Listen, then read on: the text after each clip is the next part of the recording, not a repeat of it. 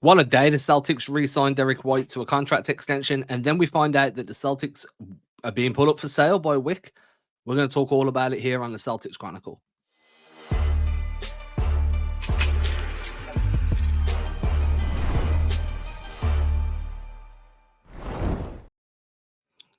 Yo, welcome back to another episode of the Celtics Chronicle. If you're new here, I'm Adam Taylor. I cover the Celtics for SB Nation and USA Today. I'm joined by the Celtics Chronicle. The link's in the description below. I'm joined by my boy, Mr. Tim Shields, formerly of CLNS Media and of SB Nation, Celtics blog. We're going to dive right in. As everyone can tell, I'm kind of jumping around a little bit. Train of thought's a bit washed at the moment because we had some breaking news. So come from Woj. The Boston Celtics majority ownership group, led by Wyc Grousbeck, is planning to make the franchise available for sale. Sources tell ESPN. The investment group purchased the team in 2002. Massive development for one of sports' most valuable properties. First things first, I'm just going to get my say in and you can jump in with whatever's going through your brain, Tim. I think that in terms of maximizing your ability to generate wealth, this is the perfect time, right? Like, Wyc was always going to make a huge profit off selling the Celtics just because of what he paid back in the day versus what the team's valued at now. And that's just the nature of business itself, that the NBA has grown, so the value of the team, the franchises within it have grown. But he's doing this off the back of a championship with pretty much the entire championship core locked in for the next 3 to 4 years, maybe 5 for some of those guys, and some flexibility to retool with one of the best president of basketball operations in the NBA. So everything's geared for success from the jump. And that makes this a really intriguing prospect. Like, Wyc has made sure that the Celtics are in the best position possible before making that decision to move on from his stake. And I know you pointed this out, so I'm just going to throw this tweet up as well, just to give some context here straight away. So this is from Adam Himmelsbach. If you're watching on Twitter, you've probably already seen this tweet. According to a lead source, Celtics majority owner Wyc Grousbeck is looking to sell his stake. That's the key piece of information there, his stake in the team. But this potential sale is not expected to include the entire investment group that purchased the team in 2002. How are you feeling on this, knowing that it's not going to be like Pags is going to keep his share? This is just a percentage of this franchise that's being put up for sale. I think I feel a lot better than I felt after the first tweet. I think the first tweet kind of felt a little bit scarier just with the way that it was kind of phrased, making it seem like the whole ownership group was just out on it. It from a sales standpoint, from making money for Wyc, this is a great business decision. I mean, if you're gonna try and make money on a investment that you made back in the early 2000s, yeah, I would say doing it right after a championship, and especially, solidifying all of these contracts that they've had, which we'll go into a little bit later on the show. But I think overall, is it a little bit shocking? Yes. But if he's going to sell the team, I guess now would be the time to do it. And for Wyc Grousbeck to kind of just sell his share, from a personal standpoint, I get it. Go get that bag, man. Do what you got to do. But I am a little nervous to see who might actually come in and buy the share. Like, do you worry about, my worst nightmare from like a Boston standpoint is John Henry like swooping in and somehow buying this stake in this team. That is actually like that is a nightmare scenario, having a guy like him coming to get ownership. But I don't know, maybe a Robert Kraft, or maybe someone overseas ends up buying stake in the team. Maybe it's Jeff Bezos. Like, I don't know. Like, now it's like, who's going to come in and have some level of ownership on this roster now? And I think that's more scary than anything. It's just the fear of the unknown. I feel like this is partly down to giving deeper pockets in the ownership group as well. Just this team's going to become more and more expensive. There's a repeater tax that's obviously looming eventually. They're so deep into that second apron. I mean, we're going to touch on this more later, but the Celtics are going to have 5 guys earning over $30 million on their roster at some point soon. That's a lot of money to have to pay tax on when you're paying the luxury tax and stuff. And maybe Wyc just doesn't want to have to deal with that stuff. He can maximize his investment right now, get out with the team on top, bring in somebody. And I'm assuming he's going to be very careful with who he sells his stake to. He's been such a face for the franchise and the organization that I doubt he's going to sell to someone where he isn't 100% sold on their ability to keep pushing forward and be willing to spend what needs to be spent to be at the top of the NBA. So for me, like, yeah, I'm not clued up too much on what Henry's like as an owner or anything like that, but this does give the Celtics an opportunity to add some deeper pockets into that ownership group, especially when you look at like what Steve Ballmer's doing over with the Clippers, where they've just built an entire new stadium, the Intuit Dome. He's sparing no expense trying to construct these contenders. Luxury tax means nothing to him. It's just a drop in the ocean. The Celtics are going to be arguably the most expensive team in NBA history in terms of salary and penalties. Finding somebody that can help sustain that type of penalization is going to be really intelligent. And we got that championship as well. He helped finance and lead that team. You know, he pushed for the changes to be made after losing to Miami the end of the season before. So to me, this makes perfect sense. It just sucks because, again, he's the face of the team in terms of ownership. You don't really hear from Pags the same way.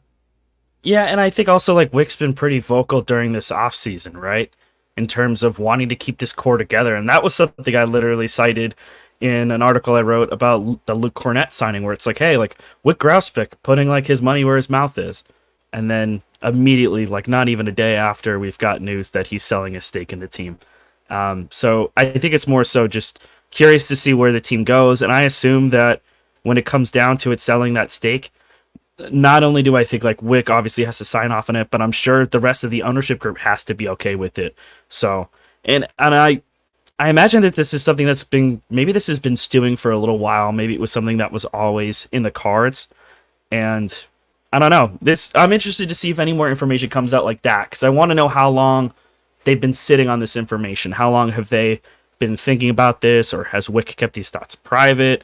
You know, there's a lot of things that are at play with it. So it's just interesting dynamic. And going into an off season, thank God that the Celtics won the championship, because I think if they didn't, this would be much more panic inducing. I think right now, because of how stable the situation is, you feel a little bit better going into this. I think if they didn't win a championship, he doesn't put the team up for sale. Again, it's about maximizing your investment, maximizing your exit. Yeah. You know, this is, if you're talking in terms of investments, this is his exit. He's waited for this moment in time where the team's the most valuable it's ever been. My biggest concern, or my biggest hope, is that whoever comes in is humble enough to kind of follow in Wyc's footsteps of being like, we'll let the basketball guys run the basketball side of this business. Like, we're not going to come in and demand star trades or say we want Kevin Durant. Like, you don't want it to be like a Phoenix situation where somebody buys the team and they're just like, yo, I want everything. You put your hand up. Is there a tweet? Is the news? What you got for me? Read it out. So this is a statement from ownership group. This is from Chris Forsberg. Officially, July 1st today. Boston Basketball Partners, LLC, the ownership group of the Boston Celtics, announced today its intention to sell all of the shares of the team. The controlling family of the ownership group, after considerable thought and internal discussion, has decided to sell the team for estate and family planning considerations. The managing board of the ownership group expects to sell a majority interest in 2024 or early 2025, with the balance closing in 2028, and expects Wyc Grousbeck to remain as the governor of the team until the second closing in 2028. Oh, so he's around for a minute. Yeah, he's around for a minute. And again, this is, for me, that was the most important part. Like I was just saying, right? You don't want somebody coming in and demanding these changes get made here, there, and everywhere. Having Wyc stay around, in my opinion, is good, because he can kind of teach whoever comes in the ropes. Like, watch what I do, watch how I handle things. And then when you're in this seat, try and, you know, have your own spin on things, but also don't go off the rails. 2028 is a long way away. We don't know where the Celtics are going to be, whether they're going to be a contending team still, whether changes are going to happen behind the scenes more than what we're already seeing. A lot can change between now and then. But yeah, I don't expect this to be the first person that makes a satisfactory bid gets the percentage share. I do think there's going to be a vetting process. Everybody else is going to need to sign off. It's kind of like when you watch these mafia movies, right? And somebody comes to the table and they want to join, and everybody around the table needs to vote on whether they were going to allow them into the familia or whatever. Like, you know, it's not going to be a, hey, I'm selling my share to this dude. Everybody else has got to deal with it. So again, the end of 2024, early 2025, that's a decent amount of time to field offers, have meetings, do your due diligence, and then make your decision based on what's the best fit for the Celtics, as well as what's the best business decision for Wyc. Yeah, and you never know. It might be a similar situation to what happened with Minnesota, where it's multiple people coming in and buying in and splitting, you know, that majority stake ownership. And if it's that case, I wonder if there's any former Celtics that somehow get involved. Again, like this is until something tangible happens with it, it's kind of just all up in the air. I do appreciate the fact that at least now it seems like it's going to be solidified through at least 2028. So there's not an immediate, like, day and night changeover that's going to happen. It's something that's going to be gradually done over time with care. So it's a little bit more. A galaxy brain here a little bit. Yeah. KG wanted to be part of an ownership group when it was the Timberwolves a few years Glenn back. Taylor refused to sell to him. Yeah. So maybe Galaxy Brain in some distant universe somewhere, there's going to be a crossover and KG enters that ownership group. Who knows? I don't think that'd be a bad thing. The more basketball experience you can have from top to bottom, the better. I think that KG would bring a certain level of entertainment to that discussion. I'd like to be a fly on the wall during those board meetings. But for now, we're just going to have to wait and see. It was shocking to see, though. I think everything for the Celtics has been trending so smooth. It's been calm waters for a minute. Everything's been trending like north for a while. So to have this just drop out of nowhere shortly after the Derrick White news was kind of exasperating. There was a big sigh by a lot of people. Like, that type of movement. Do you know what I'm saying? But let's get into some good news, right?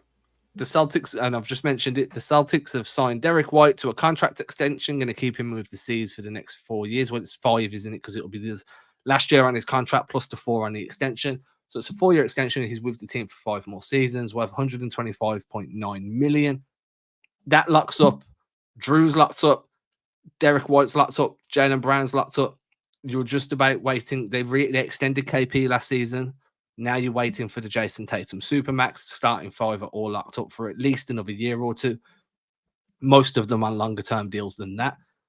The interesting point here, and Bobby Marks tweeted this out, was this makes the Celtics the most expensive team in NBA history.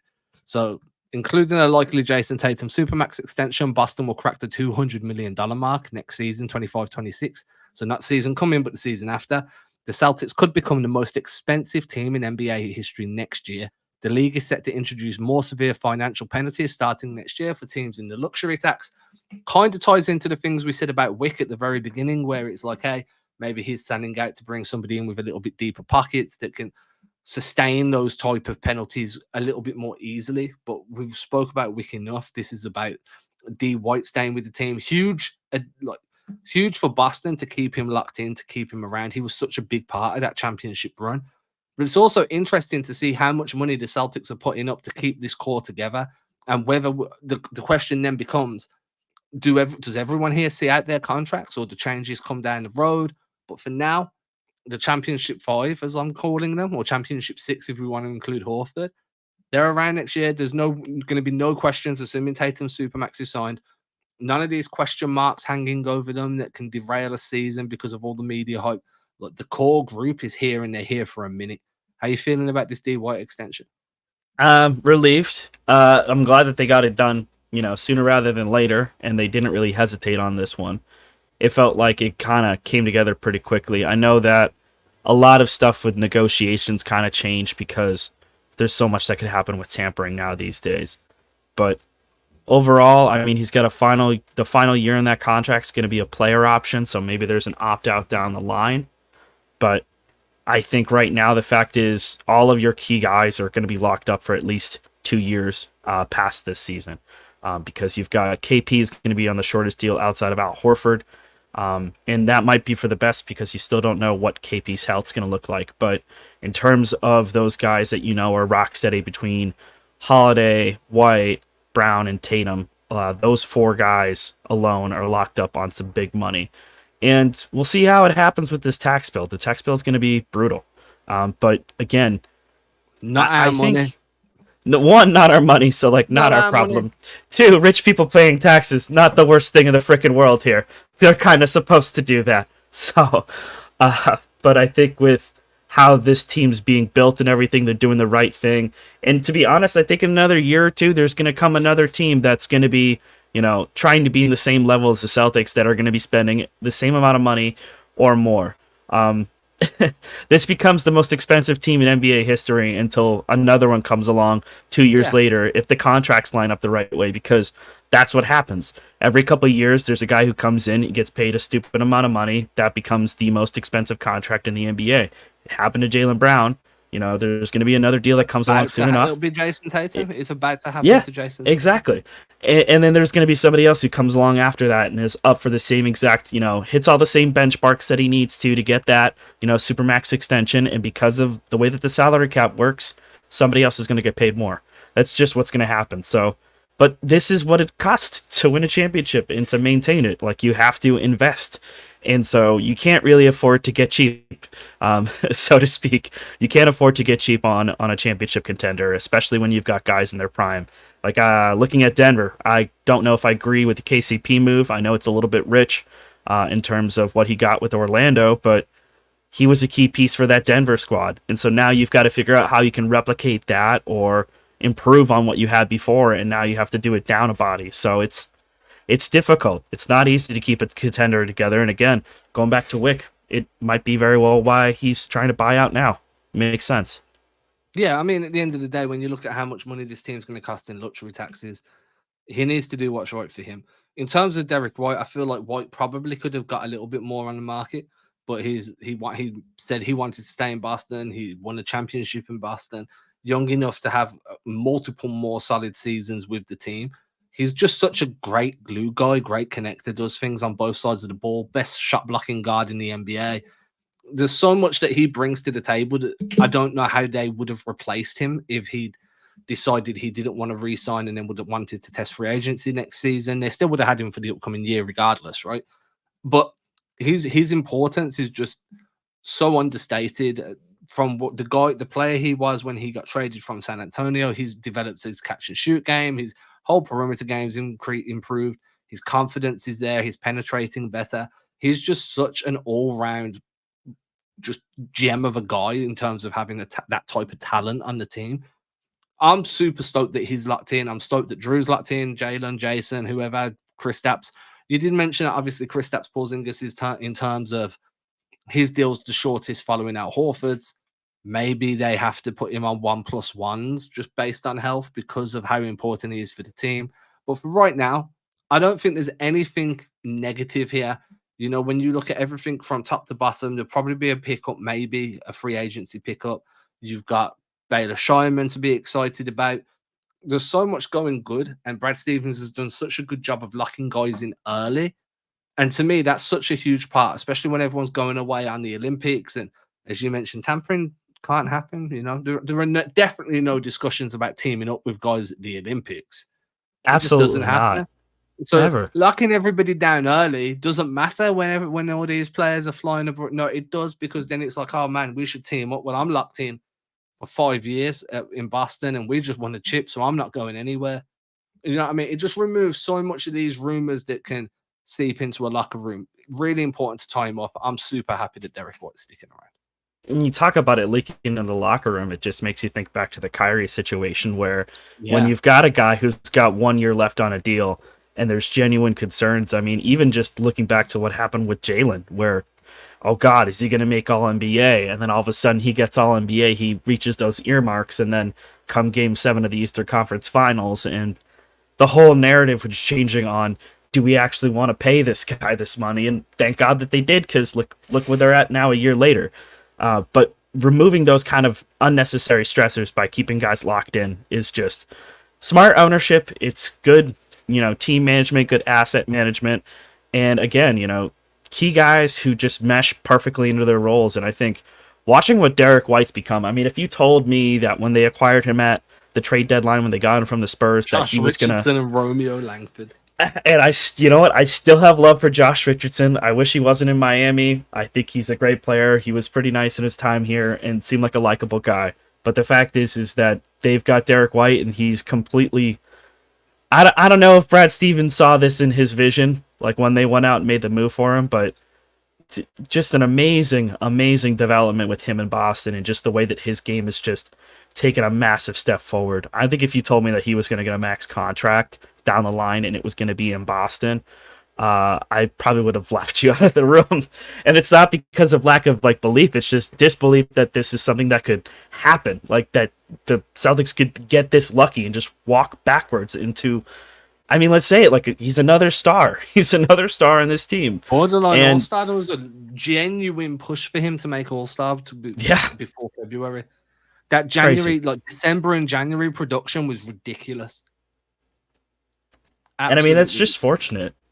I mean, again, just looking at how the Celtics kind of walked into that situation, and they, you know, credit to them for making that trade and making it happen. But now, there's so many, I guarantee, so many teams who want it. I could harp on wax poetically JJ about Redick Derrick White all somewhere day. crying in a corner right now. Because all JJ Redick did this season was like just praise the shit out of Derrick White. Derrick White truther. Yeah, and now he signs a contract to become the Lakers head coach. Probably first discussion he had with Rob Pelinka is how can we get Derrick White? And then this news drops and JJ's in the corner somewhere crying. It's got to be like that's how I'm imagining it. That's my truth. I don't know if it's the truth, but that's my truth, and I'm cool with that. But yeah, that was the first thing I thought of when the news dropped, and I had a chuckle. Poor JJ.